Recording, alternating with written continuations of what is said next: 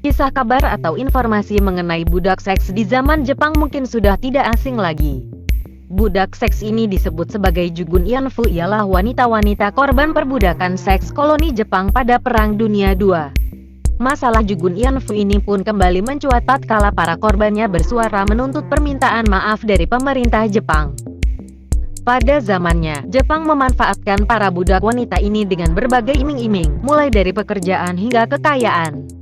Para wanita yang termakan bujuk rayu para koloni Jepang pun akhirnya berhasil masuk ke dalam sebuah kandang buaya yang tak hanya mengerikan, namun juga menyakitkan. Ada banyak hal yang belum sempat tersampaikan ke masyarakat umum mengenai Jugun Yanfu ini. Namun beberapa fakta berikut akan mencoba membuka lembaran tabu yang tak banyak diketahui orang. Ketika orang lain hanya mengetahui jika para korban adalah seorang wanita yang dipaksa menjadi budak seks, bagi para Jugun Yanfu keadaan mereka jauh lebih dari hanya sekedar kata terpaksa. 1. Wanita Jepang menjadi budak seks secara sukarela. Kisah ini memiliki awal yang bisa dikatakan baik-baik saja untuk para wanita di tanah jajahan Jepang, sebab ada wanita-wanita yang rela menjadi pemuas nafsu para tentaranya. Wanita-wanita itu berasal dari negara Jepang sendiri. Mereka menawarkan jasa layanan kepada para prajurit negaranya sebagai wanita penghibur. Namun, ketika Jepang memperluas wilayah ekspansi mereka, disinilah kisah sedih itu bermula. Jepang mulai kekurangan wanita penghibur untuk memuaskan hasrat para prajuritnya. Alhasil, mereka pun memaksa para wanita di wilayah jajahannya sebagai budak seks. 2. Tak hanya wanita Indonesia yang menjadi budak seks Jepang pada Perang Dunia II. Ketika wanita penghibur tak sebanding dengan jumlah tentara yang menginginkan jasa layanan pemuas hasrat seksual, sebuah kisah dan catatan kelam pun mulai menjadi sejarah yang mengerikan. Jepang akhirnya mempekerjakan budak seks di wilayah jajahannya dengan iming-iming pekerjaan. Para wanita tadi berpikir jika mereka akan dipekerjakan sebagai perawat, buruh pabrik, sekolah ke luar negeri, atau menjadi pemain sandiwara. Tapi kenyataan yang mereka terima justru sebaliknya. Berawal dari Korea, Taiwan, dan China, hingga akhirnya meluas ke wilayah Indonesia, Jepang menggunakan taktik yang sama untuk merekrut para Jugun Yanfu. Di Indonesia tak hanya orang pribumi yang menjadi korban, tapi juga para wanita berdarah Belanda, Portugis, dan Perancis yang turut menjadi penghuni rumah bordil. 3. Ianjo, saksi bisu kekejaman tentara Jepang pada Jugun Yanfu. Ianjo atau rumah bordil adalah rumah yang digunakan sebagai tempat praktik prostitusi ini terjadi.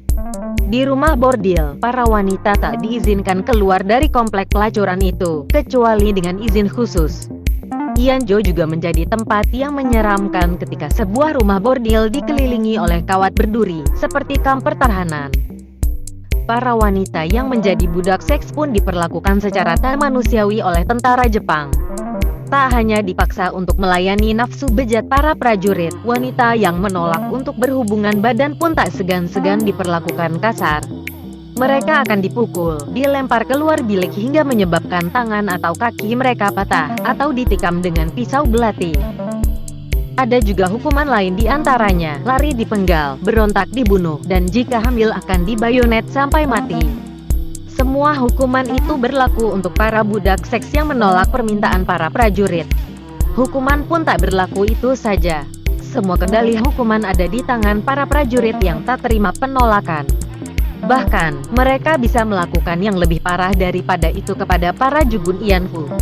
Mirisnya, meski terluka, para Jugun Yanfu tadi akan dirawat di rumah sakit setempat, lalu dikembalikan lagi ke dalam rumah bordil untuk melakukan pekerjaan mereka yang sempat tertunda akibat pengobatan yang harus mereka jalani. 4. Jumlah korban dan tuntutan keadilan. Hingga saat ini belum diketahui jumlah korban pasti dalam praktik perbudakan seks ini, karena tidak adanya dokumen yang menyebutkan perkiraan jumlah wanita yang dijadikan budak seks dari berbagai wilayah jajahan Jepang saat Perang Dunia II berlangsung. Jumlah wanita yang menjadi budak seks saat ini diperkirakan mencapai 50 hingga 200 ribu orang. Dengan demikian, tuntutan permintaan maaf kepada Jepang pun datang dari berbagai wanita di belahan dunia yang sempat menjadi korban perbudakan itu. Mulai dari Korea hingga Indonesia, para wanita mantan Jugun Yeonfu itu berteriak meminta keadilan dan permintaan maaf dari pemerintah Jepang. Hal ini pun mendorong terselenggaranya pengadilan rakyat yang bertujuan mengumpulkan para korban agar bisa bersaksi soal praktik perbudakan seksual tersebut. Pengadilan rakyat ini adalah Women's International War Crime Tribunal on Japan's Military Sexual Slavery. Sebelumnya pengadilan serupa juga pernah dilakukan oleh Jepang pada tahun 1946 terkait kejahatan perang yang dilakukan Jepang dan juga untuk menampung laporan kasus tindak kejahatan seksual oleh militer Jepang. 7 dokumen yang dibawa oleh pemerintah Belanda, Prancis dan China yang menyimpulkan bahwa militer Jepang secara langsung memaksa para perempuan untuk bekerja di Ianjo, seperti di wilayah-wilayah Indonesia, China, Timor Leste, dan Vietnam. Namun, 7 dokumen tersebut dianggap mempermalukan kabinet Shinzo Abe. Akibatnya anggota kabinet menyatakan jika tidak adanya bukti bahwa militer Jepang terlibat langsung dalam pemaksaan tersebut. Jepang selalu memposisikan dirinya sebagai war victim atau korban perang.